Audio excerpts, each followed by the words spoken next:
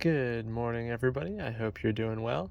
So today what I'm going to be doing is replacing the vent handle right here because what's happening is it's just old. So when I'm driving around, I hear a lot of whistling. It lets in a lot of cold air from the outside. I've replaced all the weather stripping around the windows and the doors and everything, and it was still happening. So I'm just going to go through and replace it. So I have all the parts from LMC truck over here that I'm going to be using. And then I did the other side, the passenger side, and I couldn't get the little pin out that'll, where is it? This guy out on the other side very easily. So I just used some of this penetrating oil and it came out right away. So I only have two hands, so I won't be able to show you a lot of live shots here, or live action here. But the first thing I'm gonna do is I'm gonna use this little pokey tool right here, and dang it, sorry I wasn't showing you guys. I'm gonna use this pokey tool right here so that I can easily use my hammer. So this is where that pin is that I was showing you. It was hard for me to get out. So I'm gonna just stick that in there, and then, sorry, I just grabbed my hammer. Just hit the back of it with a hammer right here until it comes out. I might have to use some penetrating oil. I'll let you guys know if that happens, so just give me a minute. So I did have to use some penetrating oil because I stuck my little pokey tool in, hit it twice, and it broke the tip right off.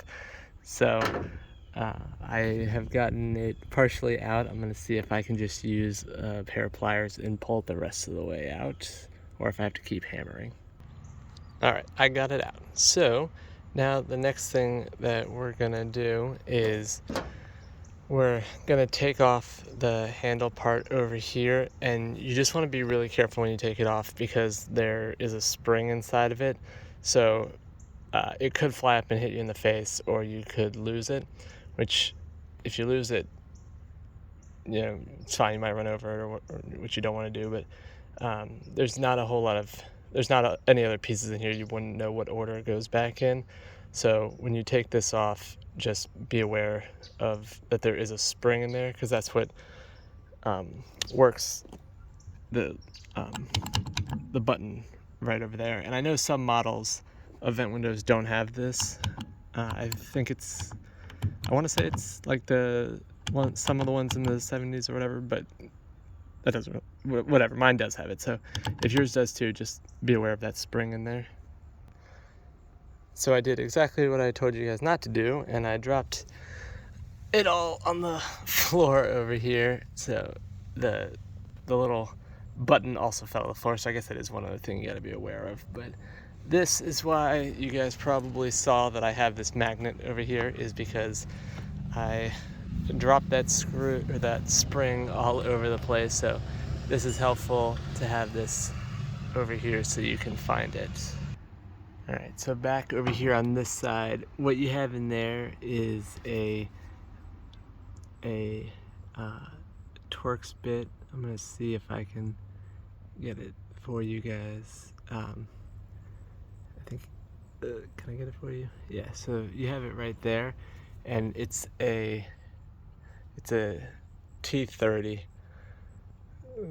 Come on, zoom. All right, sorry guys, it's not focusing for me.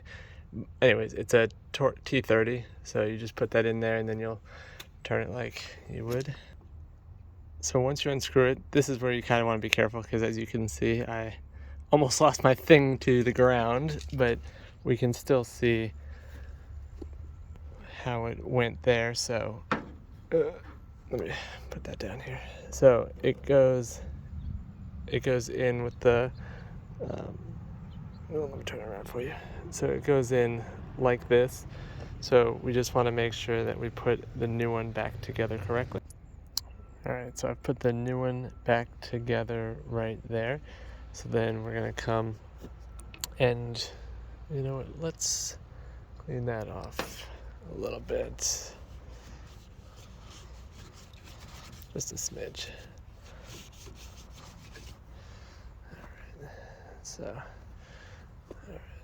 we're gonna put that back on like that with the teardrop going up, and then we want to come over here and we want to make sure that we get all the parts that we want for this step. So we want to have one of these right here that we're going to put against the window, and then we need to have this guy and our screw, and we'll assemble that.